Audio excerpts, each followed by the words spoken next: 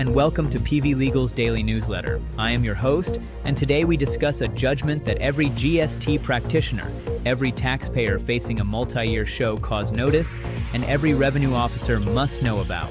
On 17th April 2026, a division bench of the Bombay High Court, comprising Justice G.S. Kulkarni and Justice R.D. Sata, passed a landmark order in a batch of approximately 40 writ petitions. Led by Messrs. Rolmet LLP versus Union of India, on the burning question, can the GST department issue a single consolidated show cause notice covering multiple financial years? This issue has divided high courts across India. The Bombay High Court's own division bench in Goa, in Milroc Good Earth Developers, had held that bunching multiple financial years in one SCN is without jurisdiction. This was a ruling that gave taxpayers great relief.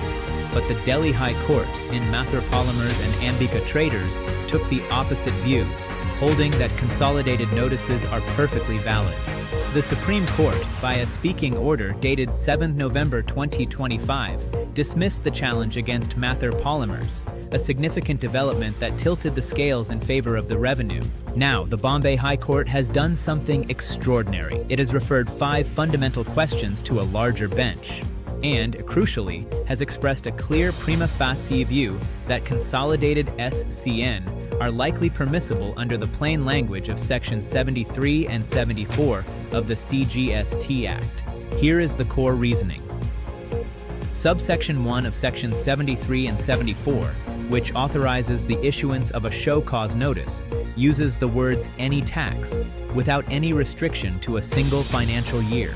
Subsections 3 and 4 expressly use the phrases "for any period" and "for such periods," demonstrating legislative awareness of multi-period notices. The limitation prescribed under subsection 10, 3 years or 5 years as the case may be, governs the passing of the order, not the issuance of the notice. The court drew a sharp line.